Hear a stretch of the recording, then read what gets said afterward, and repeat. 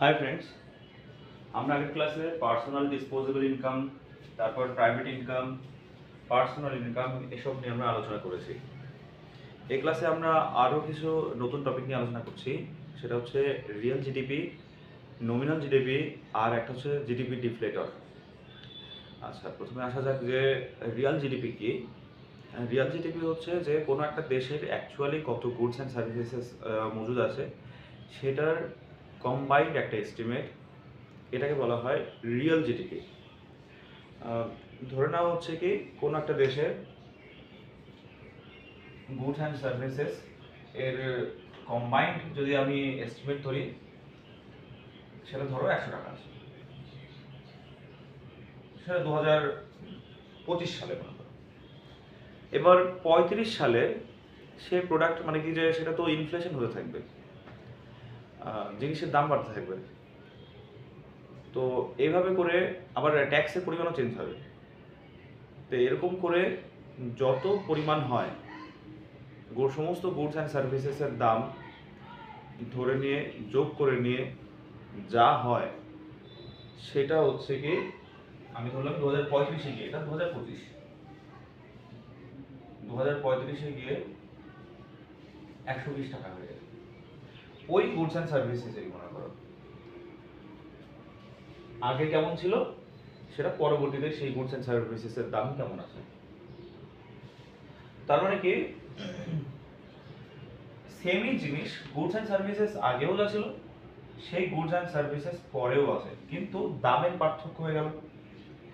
100-র জায়গায় 120 হয়ে গেছে। তার মানে কি গুডস অ্যান্ড সার্ভিসেসের দাম কি না, গুডস অ্যান্ড সার্ভিসেসের পরিমাণ কি বৃদ্ধি পেল? নাও হতে পারে। আমি একটা ক্যালকুলেট করলাম যে আমি এই 2025-এ আমার দেশের 200টা গুডস অ্যান্ড সার্ভিসেসের মধ্যে আমি 100টা ধরছি। তখনকার দিনের প্রচলিত, দিন দিন যায় গুডসের পরিমাণ বৃদ্ধি পেতে থাকে, আবার সার্ভিসেসের পরিমাণও বৃদ্ধি পেতে থাকে। তো আমি দেখলাম যে 35-এ গিয়ে এরকম দাঁড়াচ্ছে। তার মানে কি আমার 100 টাকার জায়গায় 120 টাকা হয়ে যাওয়ার পরও আমি কিন্তু বলতে পারি না গুডস অ্যান্ড সার্ভিসেসের পরিমাণটা বৃদ্ধি পেল। তার মানে এই ক্ষেত্রে এটা হবে রিয়াল জিডিপি আর এটা হবে নমিনাল জিডিপি। এটা হচ্ছে বাস্তবে জিডিপি আর এটা হচ্ছে নামে জিডিপি। নামে জিডিপি আছে 120, কিন্তু কাজে আছে 100 টাকার হচ্ছে গিয়ে গুডস অ্যান্ড সার্ভিসেস। তো এই আশা করি তোমরা বুঝতে পারছো যে রিয়াল জিডিপি আর নমিনাল জিডিপির মধ্যে পার্থক্য কি। চলো এবার বুঝি যে জিডিপি ডিফ্লেটর। জিডিপি ডিফ্লেটর হচ্ছে গিয়ে 100 টাকা ঐকিক নিয়ম রাখছি, ঠিক আছে। আমি 100 টাকা যদি রিয়াল জিডিপি হয়, হ্যাঁ, নমিনাল জিডিপি হচ্ছে 120 টাকা। আর একটু বুঝতে সুবিধা হবে, 100 টাকা আমি ধরে নিলাম যে রিয়াল জিডিপি 2025 সালে 10 ছিল আর নমিনাল জিডিপি ছিল 13 টাকা। তার মানে 1 টাকা যদি রিয়াল জিডিপি হয় তো নমিনাল জিডিপি হবে 13/10, ঠিক আছে। এবার আপনাকে 100-তে দিতে হবে। তো 100 টাকা যদি রিয়াল জিডিপি হয় তো নমিনাল জিডিপি হবে 13/10 গুণন 100। তো এটাকে বলা হয় জিডিপি ডিফ্লেটর, ঠিক আছে। 100 জিডিপি 100 টাকার যদি থাকে সেটা নমিনালে কত হয়ে যাচ্ছে, অর্থাৎ যদি জিডিপি ডিফ্লেটরের মান এখানে কত দেখতে পাচ্ছি আমরা, 0 ক্যান্সেল হয়ে গেল, 130 টাকা হয়ে গেল। 100 সমান যদি হয় তাহলে বুঝবো যে ইনফ্লেশন হয়নি, আগের 100 টাকার জিনিস 100 টাকাই আছে। সেটা যদি 110 টাকা হয় তাহলে বুঝবো যে 10% ইনফ্লেশন হয়েছে। 100 টাকা ছিল আগে, কিন্তু সেটা 10 টাকা বৃদ্ধি পেয়েছে, 10% ইনক্রিজ হলো। তো জিডিপি ডিফ্লেটর হচ্ছে কি, জিডিপি ডিফ্লেটর হচ্ছে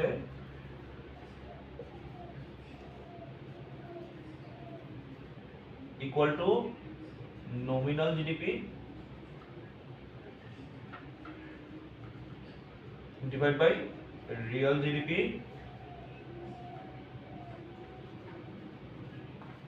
গুণন 100। ঠিক আছে, তো আমি তো এখানে বোঝানোর সুবিধার জন্য 2015-25 আর 2035 নিলাম, কিন্তু বাস্তবে এই বেস ইয়ার ধরা হয় আপাতত 2011-12 অর্থবর্ষ হিসেবে। ঠিক আছে, বেস ইয়ার ছাড়া আমরা কি করে বুঝবো যে হ্যাঁ আগে কত টাকা ছিল, কত মানে জিডিপি ছিল, এখন কত আছে, সেটা বার করা মুশকিল হয় না মানে বেস ইয়ার ছাড়া। তো কোন একটাকে প্রমাণ ধরে নিয়ে সেই হিসেবে এগোনো হয়। আচ্ছা, তো এবার আমরা আসি যে ইনফ্লেশন। এখানে আমি কিন্তু একটা কথা উল্লেখ করলাম যে জিডিপি ডিফলেটর হচ্ছে কি ইনফ্লেশন মানে কি যে পরিমাপ করছে। আমরা বলেই ফেললাম যে 10% ইনফ্লেশন হচ্ছে, মানে দ্রব্যমূল্যের দাম বৃদ্ধি পেয়ে গেছে। তাহলে আমরা ইনফ্লেশন চ্যাপ্টারে আরো দুটো তিনটে তার টার্ম পড়েছি, সেটা হচ্ছে wholesale price index, consumer price index, হ্যাঁ, আর হচ্ছে 3 রকমের হচ্ছে কি টার্ম আমরা ইউজ করেছি যার সাহায্যে কোনো একটা দেশের ইনফ্লেশন পরিমাপ করা হয়। একটা wholesale price index, consumer price index, আর হচ্ছে জিডিপি ডিফলেটর। তার মধ্যে হোলসেল প্রাইস ইন্ডেক্স শুধুমাত্র গুডস এর মানে সাপেক্ষে ইনফ্লেশন বার করা হয়। তাহলে তো সার্ভিসগুলো বাদ পড়ে গেল, তাহলে প্রায় 50% কিন্তু ওয়েটেজ বাদ পড়ে গেল। তো এইভাবে একটা ইনফ্লেশন যদি আমরা ক্যালকুলেট করি তাহলে অবশ্যই ভুল আসবে রেজাল্ট, মানে ত্রুটিপূর্ণ আসবে রেজাল্ট। আচ্ছা, এর জন্য হোলসেল প্রাইস ইন্ডেক্সকে নেওয়া হয় না। তাহলে চলো consumer price index. Consumer price index কি করে, শুধুমাত্র রিটেলার লেভেলে যে গুডস অ্যান্ড সার্ভিস হয়, আগেরটাতে শুধুমাত্র গুডসকে ইনক্লুড করা ছিল, এবার কিন্তু গুডস অ্যান্ড সার্ভিসেস দুটোকেই ইনক্লুড করা হয়। তো রিটেলার লেভেলে যেসব গুডস অ্যান্ড সার্ভিসেসের এক্সচেঞ্জ হচ্ছে শুধুমাত্র তার উপর বেস করে ইনফ্লেশন করা। তো আবার সেটা ফরেন কমোডিটি যেটা ইম্পোর্ট হচ্ছে সেটারও করে ফেলছে, এটাও একটা নেগেটিভ দিক।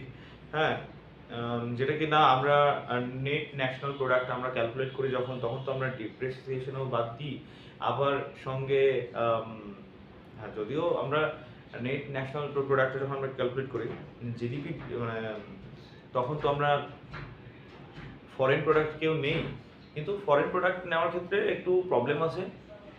শুধুমাত্র ফরেন ইম্পোর্টেড প্রোডাক্ট না, তাহলে আমাকে এক্সপোর্টেড প্রোডাক্টেরও হচ্ছে এই দাম দেখতে হবে। কারণ কি ওখানে আমরা যখন ন্যাশনাল কথাটা ইনক্লুড করছি তখন NFIA টার্মটা চলে আসে, যে net factor income from abroad, এই টার্মটা চলে আসে। তো অবশ্যই বুঝতে পারছো যে সেখানে ত্রুটিপূর্ণ এই কারণে রয়ে যায়। এই জন্য যে কনজিউমার প্রাইস ইন্ডেক্স এবং হোলসেল প্রাইস ইন্ডেক্সের তুলনায় জিডিপি ডিফলেটর সবচেয়ে অ্যাডভান্সড একটা মেথড ইনফ্লেশনটাকে ট্র্যাক করার জন্য। জিডিপি ডিফলেটর সব রকমের গুডস অ্যান্ড সার্ভিসেসকে ইনক্লুড করে। হ্যাঁ, এই জন্য যে জিডিপি ডিফলেটর একটা ভালো ইনস্ট্রুমেন্ট মানে ইনফ্লেশনকে ট্র্যাক করার জন্য। আচ্ছা, আমাদের এই মানে ভিডিওর লাস্ট টপিক হচ্ছে পোটেনশিয়াল জিডিপি। পোটেনশিয়াল জিডিপি হচ্ছে কোনো একটা দেশের কোনো একটা নির্দিষ্ট মুহূর্তের মধ্যে মানে কোনো একটা ইকোনমিকে সাস্টেইন করার জন্য যতটুকু হ্যাঁ জিডিপি দরকার সেটাকে বলা হয় পোটেনশিয়াল জিডিপি। ঠিক আছে, তো কি কি পড়লাম আজকের ক্লাসে? আমরা পড়লাম real GDP, nominal GDP, GDP deflator, আর সবশেষে আমরা করেছি যে পোটেনশিয়াল জিডিপি। ঠিক আছে, আর হ্যাঁ আরেকটা কথা বলতেই হয় যে ইনফ্লেশনে জিডিপি ডিফলেটরের ভূমিকা কি। ঠিক আছে, তো এই ক্লাসটা এখানে মানে আমি স্টপ রাখছি। তো নেক্সট ক্লাসে আমরা জিডিপি ক্যালকুলেশনের যে মেথডগুলো আছে বা ন্যাশনাল ইনকাম ক্যালকুলেশনের যে মেথডগুলো আছে সেসব নিয়ে আলোচনা করব। তো অল দ্য বেস্ট, বাই।